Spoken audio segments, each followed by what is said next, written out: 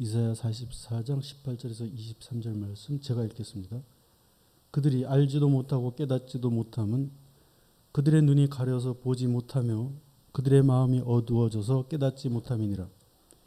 마음의 생각도 없고 지식도 없고 총명도 없으므로 내가 그것의 절반을 불사르고 또한 그 숯불 위에서 떡도 굽고 고기도 구워 먹었거늘 내가 어찌 그 나머지로 가증한 물건을 만들겠으며 내가 어찌 그 나무 토막 앞에 굴복하리요 말하지 아니하니 그는 죄를 먹고 허탄한 마음에 미혹되어 자기의 영혼을 구원하지 못하며 나의 오른손에 거짓 것이 있지 아니하냐 하지도 못하느니라.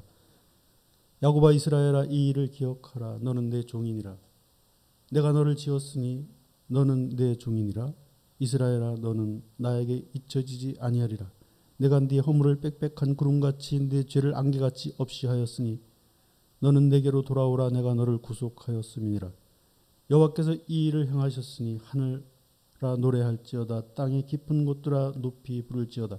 산들아 숲과 그 가운데의 모든 나무들아 소리내어 노래할지어다. 여호와께서 야곱을 구속하셨으니 이스라엘 중에 자기의 영광을 나타내실 것임이로다. 아멘. 반갑습니다. 사랑하는 성도 여러분, 오늘 말씀의 제목은 하나님의 아름다우신 이름, 거룩이라고 정하고 본문은 이사야 44장 18절에서 23절 말씀으로 여러분과 함께 은혜를 나누려고 합니다. 원래 거룩이 하나님의 이름은 아니지만 그러나 하나님의 이름 앞에 필수적으로 들어가는 단어가 거룩입니다.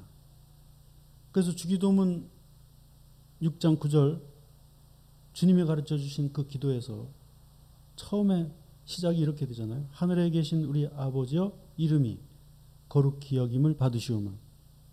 그렇게 주님이 기도를 가르쳐 주셨습니다.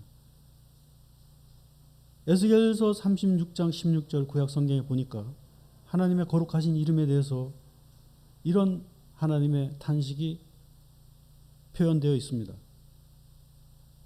여호와의 말씀이 내게 임하여 이르시되 인자야 이스라엘 족속이 그들의 고국 땅에 거주할 때 그들이 그 땅을 더럽혔으며 그로 인해 각국이 그들을 침범하고 각국에 그들이 흩어져서 해쳤을 때 그때도 그들이 내 이름을 더럽혔고 그들로 인해서 내 이름이 더러워졌나니 곧 사람들이 그들을 가리켜 이르기를 이들은 여호와의 백성이라도 여호와의 땅에서 떠난 자라 여호와에게 버림을 받은 자라 하였습니다. 그러나 내가 말하노니 나는 이제 너희로 인해 나의 더럽혀진 이름을 크게 하며 거룩하게 하며 그 거룩함을 다시 나타내게 하리라.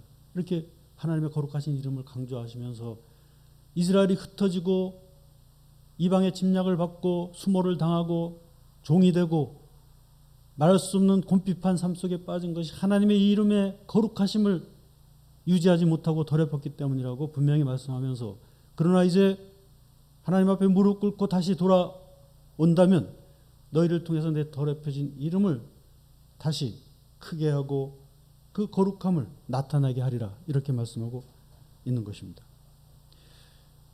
이들이 하나님의 이름을 어떻게 더럽혔나 생각해 보다가 저는 하나님의 이름을 다시 거룩하게 하시는 그런 과정을 그들이 더럽혀서는 안 되는 어떤 말씀을 통해서 한번 생각해 봤습니다. 그것은 바로 이사야 42장의 말씀인데 거기에 보면 이렇게 말씀하고 있습니다. 보라 내가 붙드는 사람 내 마음에 기뻐하는 자 내가 택한 사람을 보라.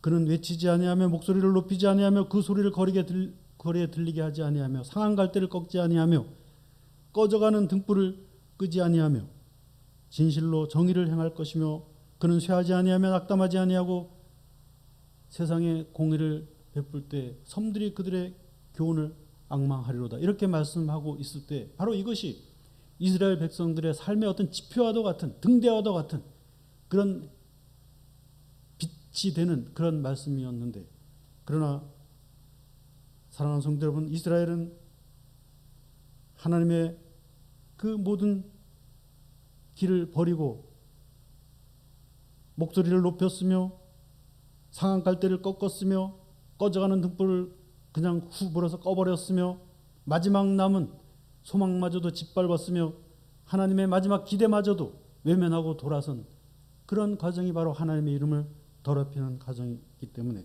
그런 면에서 아모스 선지자의 그 기록도 보면 그런 기록이 나와 있습니다. 거기에 보면 너희가 신발 한 켤레로 사람을 팔아 넘기고 그리고 빵 한 조각의 그 가치로 그의 겉옷을 담보로 잡고 이스라엘 백성들에게 겉옷은 밤이 오면 그 이슬이 내리고 추워지는 그런 나그네가 덮어야 될 이불이고 그리고 바람이 불면 막아야 될 그런 외투이고 그리고 햇볕을 가려야 될 그런 그늘이 되는 그런 외투를 빵 한 조각이 아쉬운 사람에게 그 외투를 뺏었다는 겁니다. 그래서 마치 속옷을 입고 다닌 것 같은 그런 수치를 당하게 하고 그리고 그 얼마 된다고 그 빵 하나 그저 주지 못하고 그거 하나 그냥 주지 못해서 옷 벗어라 그래야 준다.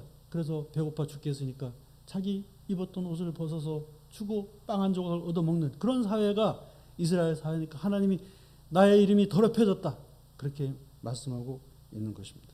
그러면서 너희가 어찌 여호와의 날을 사모하느냐 그날은 어둠이 될 것이요 빛이 아닐 것이라.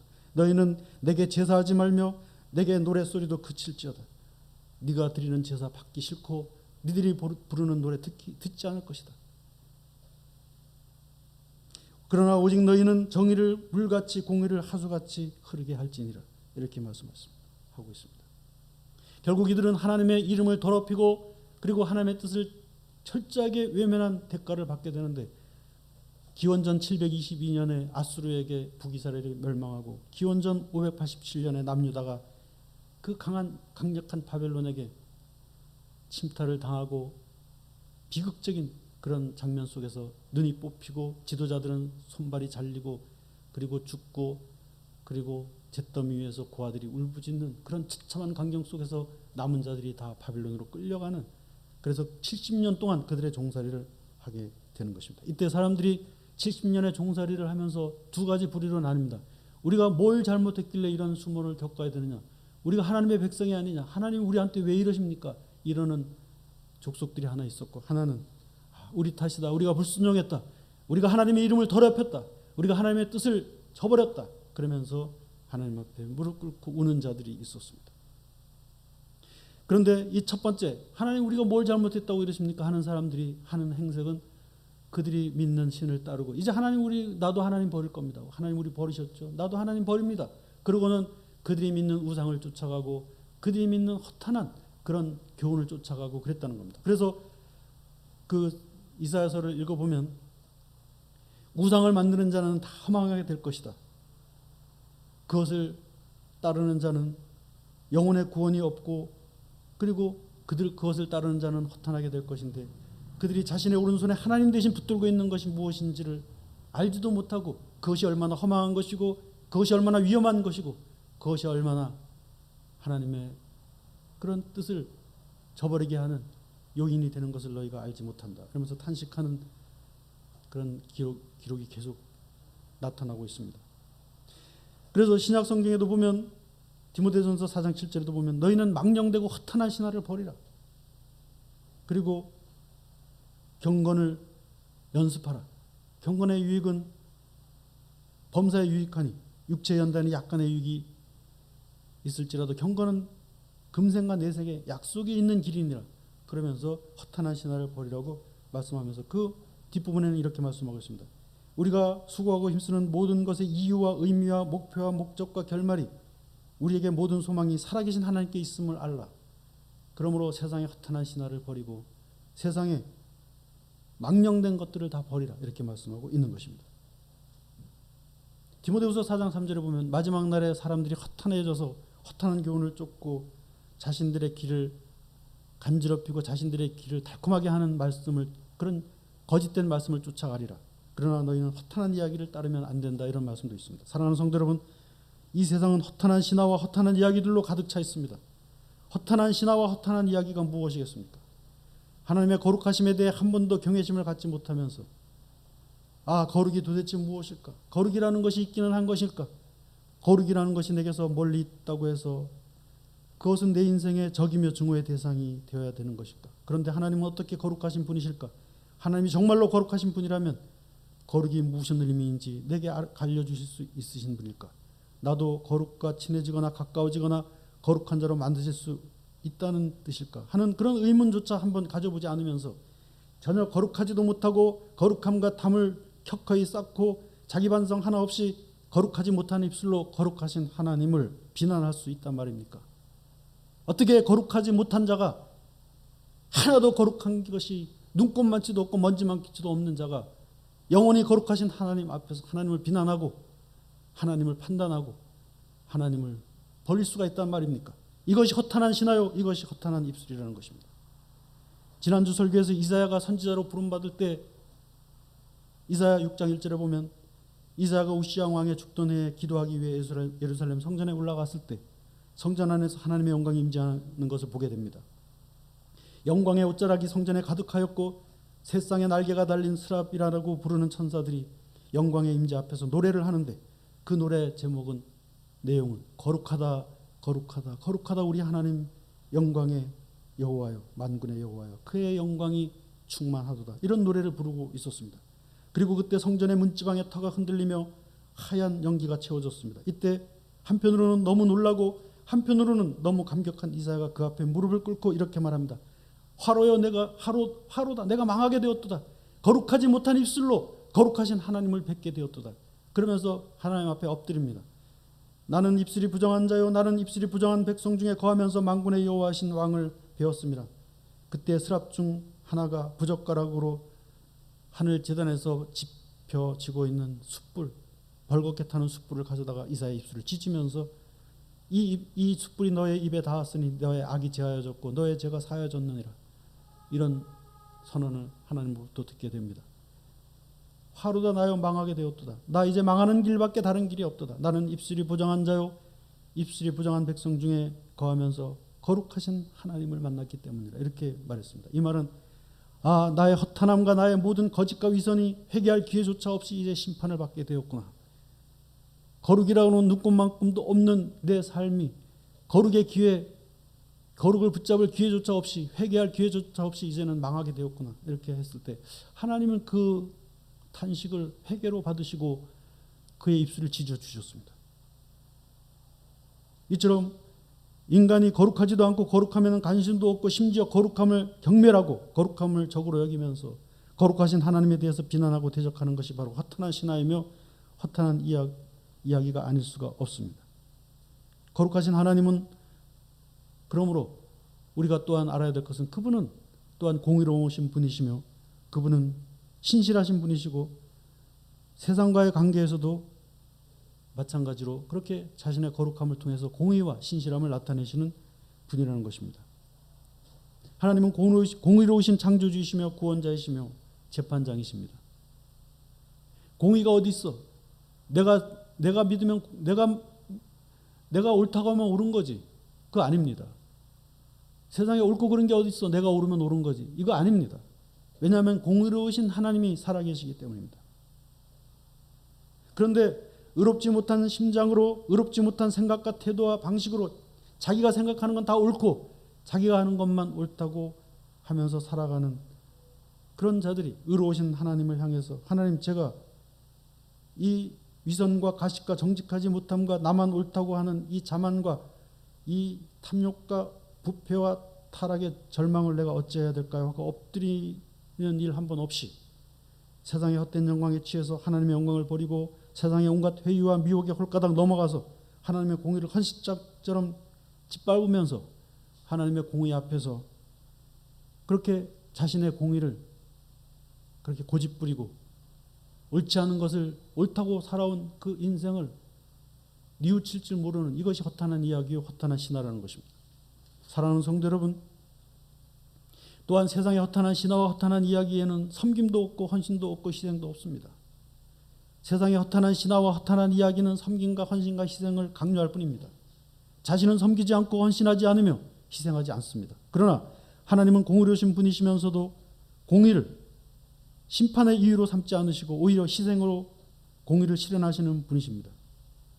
지난 20세기의 파란만장한 역사, 그야말로 파란만장한 역사, 두 번의 어마어마한 세계대전이 연이어 일어났고 우리 민족이 겪었던 6.25 한국전쟁과 월남전쟁과 중동전쟁과 보스니아 내전과 코소보 전쟁과 이러한 20세기를 지나오면서 20세기의 기독교 지성을 대표하는 그런 인물로 제게는 두 사람의 이름이 떠오릅니다. 독일의 유리겐 몰트만이라고 하는 신학자와 영국의 존 스토트가 저는 두 사람이 떠오르는데, 이 두 사람의 특징은 파란만장하고 우여곡절로 가득한 세상 속에서 기독교가 붙잡아야 할 가치가 바로 헌신과 희생에 있다고 계속해서 주장했다는 것입니다. 유리겐 몰트만은 그에 져서 십자가에 달리신 하나님에서 하나님을 인간과 함께 고난당하시고 절망 속에서 절망하시며 마침내 자신을 희생하시면서 그 절망 가운데 인생을 건져내시는 그런 분이라고 표현하고 있습니다.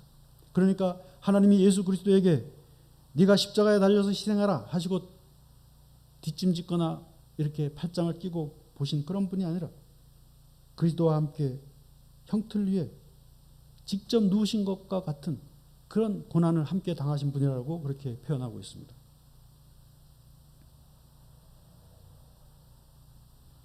엘리 위즐이라고 하는 사람이 쓴 그 이야기를 몰트만이 인용하는 글을 제가 읽어봤는데 거기서 이렇게 말하고 있습니다.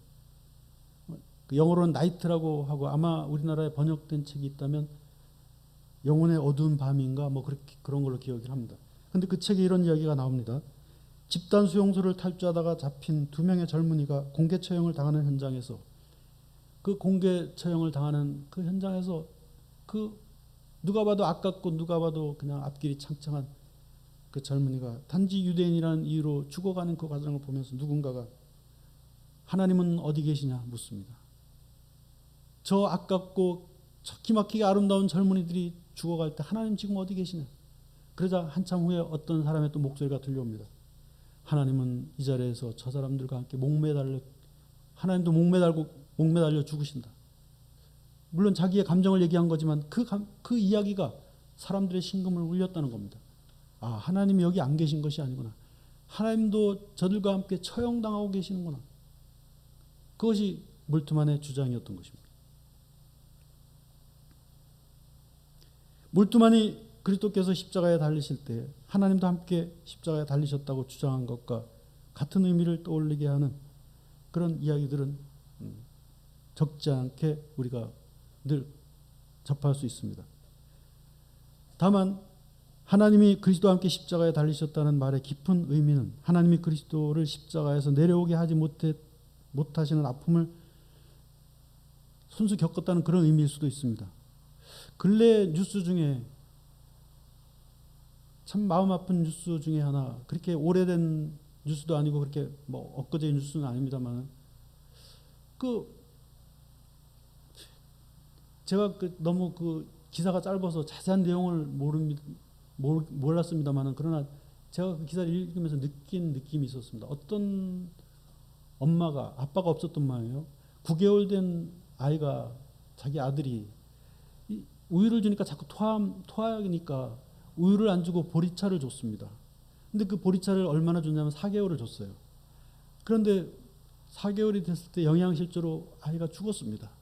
그래서 그 엄마가 재판을 받는 그런 기사였는데 더 이상 자세한 내용은 없어서 제가 그걸 보면서 제 추측이 맞을 가능성이 적지는 않을 겁니다. 이 엄마가 지능이 좀 모자란다. 그렇잖아요? 우유를 먹고 토한다고 보리차만 주는 거 보면 지능이 좀 모자라는데 이 아빠는 도망갔다. 혼자 아이를 키우고 싶은데 어떻게 키워야 될지 몰라서 그렇게 키우다가 그래도 9개월을 키웠는데 애가 9개월이 된부터는 무슨 몸에 무슨 이상이 생겼는지 우유만 먹으면 토하는 거예요. 그러니까 토하니까 아들이 죽을까 봐 우유를 더 이상 먹이지 못하고 가지고 있는 우유도 다 버렸답니다.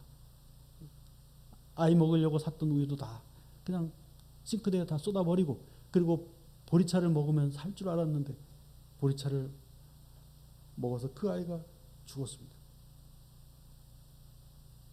이 여자는 죽을 줄 모르고 그렇게 했지만, 예를 들어서 실제로 죽을 줄 알고 자식의 죽음을 보는 부모도 있습니다. 예를 들어서 아하방 시대 이스라엘에 3년 6개월 동안 가뭄이 들었을 때 엘리야 선지자가 너무 배가 고파가지고 그동안은 그 그릿 시냇가에 하나님이 숨겨두시고 까마귀로 고기를 날라서 먹이게 하시고 그리고 그릿 시냇가에 물을 마시게 했지만 이제 그 그릿 시냇가 물도 마른 상황에서 하나님이 가라고 하는 곳을 갔더니 어떤 여자가 나무를 하고 있어요. 하나님이 먹을 것을 달라고 하라. 그래서 먹을 것을 달라고 했더니 뭐라 그랬어요?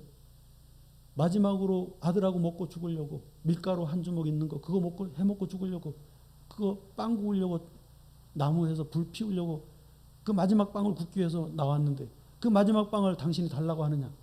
근데 결국은 하나님의 사람인 것을 알고 그 자기가 아들과 먹고 죽으려고 했던 그 빵을 갖다가 엘리야를 먹이잖아요. 그러니까 엘리야가 예언한 대로 이 집에 가루통에 밀가루가 떨어지지 아니하고 기름통에 기름병에 기름이 마르지 아니하리라. 그 예언이 3년 6개월의 그 가뭄 속에서도 그 집안을 살리는 이야기가 기록이 되어 있습니다. 뻔히 알면서도 뻔히 보면서도 굶어 죽는 그런 시대가 있었던 것이죠. 여러분 제가 무슨 말씀을 드리려고 합니까? 하나님은 하나님의 아들 예수 그리스도의 죽음을 막을 수 있었습니다. 그런데 막지 못했습니다. 이게 모순이죠. 예수는 하나님의 아들이잖아요. 자기 아들이 십자가에 피 흘려서 죽어가는 그것을 하나님이 왜 못 막으시겠습니까? 하나님이신데. 그런데 그 아들이 죽는 것을 막지 못했습니다. 우리를 죄에서 구원하실 수 있는 길이 그 길밖에 없었기 때문에 뻔히 눈앞에서 아들이 죽어가는 것을 보는 그것이야말로 어떻게 팔짱을 끼고 너는 나의 뜻을 위해서 십자가에서 죽어라. 그렇게 하지 않았기 때문에 하나님은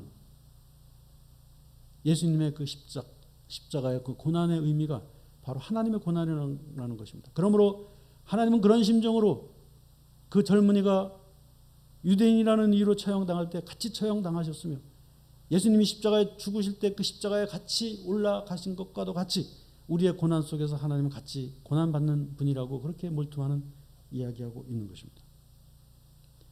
또 한 분 아까 제가 말씀드린 그 몰두만 말고 또 한 분은 바로 20세기에 가장 존경받는 성직자라고 별명을 가진 분인데 신학자이면서도 그런 별명을 가진 분이 바로 영국의 존 스토트인데 자신의 저서 그리스도의 십자가에서 하나님이 죄인된 우리를 구원하실 때 자신의 희생을 통해서 우리를 구원하셨기 때문에 그것은 바로 죄를 담당하신 것이라 이렇게 표현합니다. 그것은 바로 성경의 표현이다. 성경이 죄를 담당하셨다고 하는 그 표현은 바로 그 죄인을 불쌍하게 여기고 사랑하는 마음을 가진다는 것과 다르다. 물론 사랑하는 마음을 가지고 불쌍히 여기는 마음을 가지지만 그것은 그하고 다르다는 겁니다. 죄인된 이들에게 죄를 깨닫게 해주어 그가 깨닫고 나면 아 이제 네가 깨달았으니 됐다. 앞으로 잘하거라 하고도 다르다는 겁니다. 죄를 담당한다는 것은 책임을 진다는 것입니다. 형벌을 받는다는 것입니다. 존 스투트 역시 세계대전에서 있었던 한 가지 실화를 예로 듭니다. 아우슈비츠 포로 수용소에서 몇몇 죄수들이 그날에 처형받게 될 자로 결정이 되었을 때 그날따라 유난히 한 남자가 그 자신이 처형되는 대상자로 호명을 받았을 때 계속 울면서 그렇게 슬프게 울면서 그래서 죽음이 역시 슬프지 하고 이렇게 사람들이 다 공감하고 다음에는 내 차례겠구나 하고 바짝 긴장하고 있는데 그 사람이 이렇게 말합니다. 오늘은 내가 내 자녀를 두고 내가 오늘은 죽기 싫다. 내 자녀를 두고 내가 아버지로서 오늘 죽기 싫다. 그러면서 막 울었습니다. 근데 구석에 앉아있던 폴란드 출신의 막시밀리안 콜베라고 하는 그런 성직자가 조용히 일어나더니 교도관을 불렀습니다. 부르고 말했습니다. 부탁이 있는데 내가 오늘 저 사람 대신 죽으면 안 되냐고. 자녀보다 먼저 죽기 싫다고 하는 저 사람 대신 내가 오늘 죽고 싶다고 그렇게 말해서 그게 받아들여져서 그가 지하 감옥에 갇혀서 굶어 죽었다는 그런 실화를 적고 있습니다.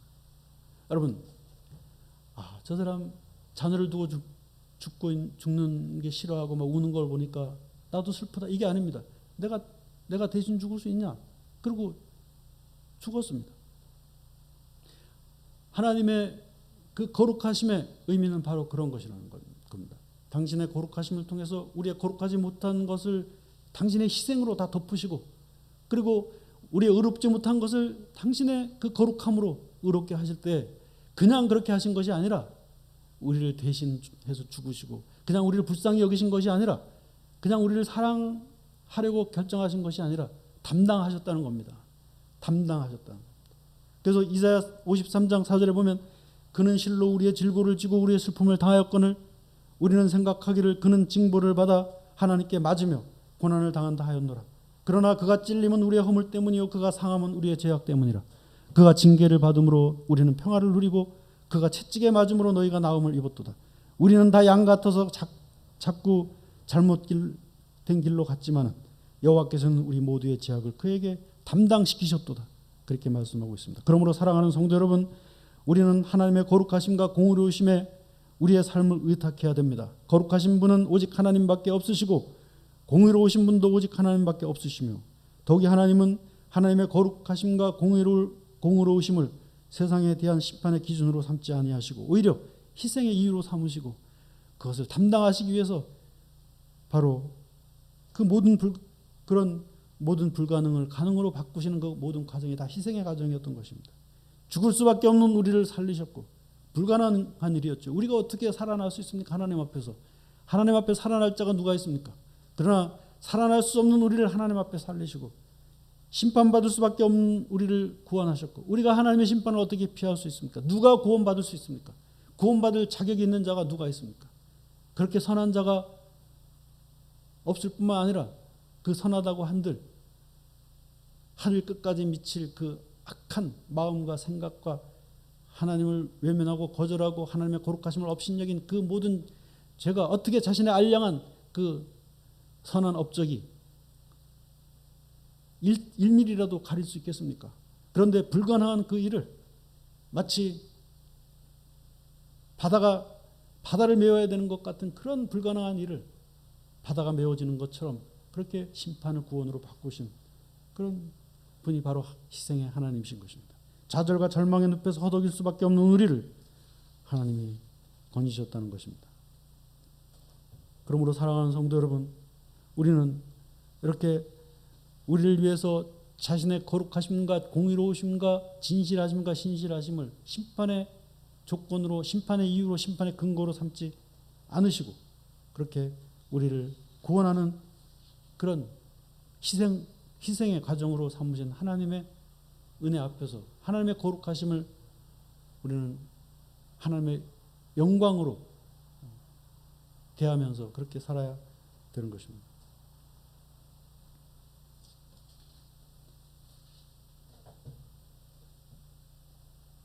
이사야 40장 6절에서 8절 말씀이 그것입니다. 말하는 자의 소리여 이르되 외치라. 대답하되 내가 무엇이라 외치면 됩니까? 이르되 모든 육체는 풀이요 그의 모든 아름다운 들의 꽃과 같으니 풀은 마르고 꽃은 시드나 우리 하나님의 의로우심과 영화로우심과 거룩하심은 영원히 서리라 하라. 그렇게 말씀하고 있는 것입니다. 그러므로 우리는 하나님이 우리로 하여금 거룩함이라는 절망 앞에서 무너지는 대신에 하나님의 거룩하심을 바라보게 하시려고 당신의 거룩하심을 심판의 근거로 삼지 아니하시고 우리를 구원하신 것을 기억해야 됩니다. 하나님의 거룩하심에 참여하게 하시려고. 그래서 그 모든 하나님의 그 거룩하심을 성경은 이렇게 말하고 있습니다. 에베소서 4장 22절에는 너희는 유혹의 욕심을 따라 썩어져가는 구습을 쫓는 옛사람을 벗어버리고 오직 심령으로 새롭게 되어 하나님을 따라 의와 진리의 거룩함으로 지으심을 받은 새 사람을 입으라. 그렇게 말씀하고 있습니다.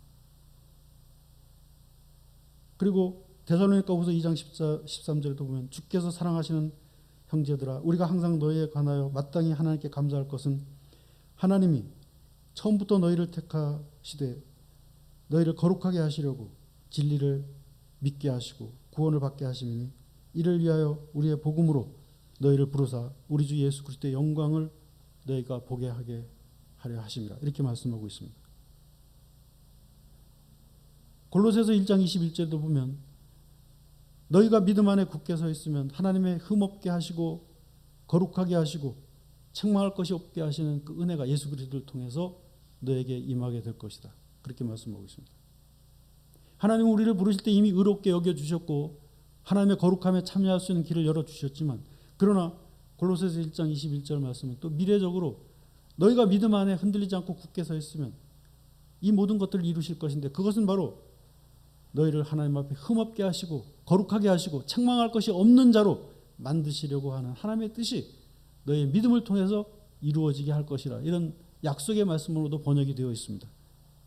이 히브리어와 헬라어가 특이한 것은 이 시제가 좀 불분명하거든요. 어떨 때는 과거 같은데 이것이 미래고, 어떨 때는 미래 얘기를 하는 것 같은데 현재 얘기를 하고, 이제 그런 그 특징이 물론 그 언어적으로 있긴 합니다만, 그러나 그런 언어적인 의미를 꼭 우리가 그걸 이렇게 어떤 근거로 삼지 않더라도 하나님이 우리를 부르실 때 의롭게 여기시고 거룩하게 여기시고 그리고 하나님 앞에 흠없는 자로 책망할 것이 없는 자로 부르신 것을 믿는다고 할지라도, 그러나 그것이 우리가 계속해서 믿음 안에 있을 때 그것이 말하자면 더 거룩하게 되고 더 하나님의 아름다운 길로 나가게 하시고 더 은혜 가운데로 가게 하신다는 그 미래적인 그 약속이 들어있는 것은 우리가 언어적인 그런 개념이 아니라도 충분히 볼 수 있는 그런 것입니다. 그렇죠? 우리를 의롭지 않은, 도무지 의롭지 않은 우리를 의롭게 여겨 주신 것은 앞으로 의로운 길을 걸어가라고 그렇게 불러주셨다고, 그건 하나의 상식적이고 객관적이며 보편적인 그런 논리일 수 있지 않아요? 그러므로 하나님의 거룩은 바로 거룩하지 않은 우리가 하나님의 거룩하심에 의지해서 하나님의 거룩함으로 나아가게 된다는 것입니다. 하나님의 거룩은 결국 우리와의 관계 속에서 거룩인 것입니다. 하나님은 물론 홀로 거룩하신 분이지만은 거룩하다는 의미를 계속해서 묵상하면서 하나님 앞에 묻고 파고 들어가 보면 내가 너희를 위한 거룩이다, 그렇게 말합니다. 왜냐하면 나의 거룩함이 더럽혀지지 않는 길이 너희의 살 길이라는 겁니다. 하나님의 거룩이 더럽혀지지 않는 그 사회가 살만한 세상이고 그것이 하나님의 원하시는 세상이라는 겁니다.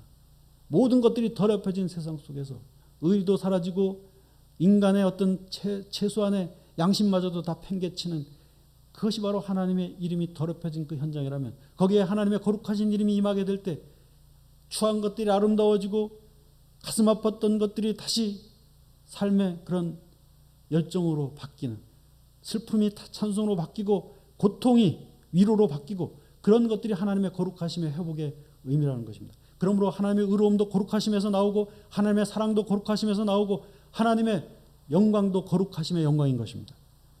그러므로 우리는 이제 그 하나님의 온전케 하시고 거룩하게 하시는 은혜를 힘입어서 그 길로 나아갈 수 있게 하신 그 은혜를 찬양하면서 우리는 거룩함 앞에서 절망할 것이 아니라 거룩함을 바라보고 나가야 될 것입니다. 그래서 아까 말씀드렸듯이 세상의 들의 풀과 같고 꽃과 같은 모든 것들은 다 쇠하고 사라지고 소멸하고 없어지고 낡아지는 것이지만, 그러나 우리 하나님의 거룩하심과 그 거룩하심에 따른 의로우심과 하나님의 신실하심과 하나님의 영화로우심은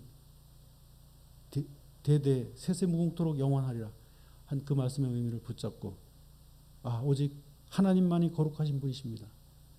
그러나 하나님은 그 거룩하심을 우리의 심판의 도구로 삼지 않으시고 우리를 구원하시는 그런 희생의 과정으로 삼으셨습니다. 그렇게 고백하면서 우리가 하나님의 거룩하심에 기대어서 살아가는 그런 여러분들의 그리고 또 저의 삶이 되기를 주님의 이름으로 축원합니다.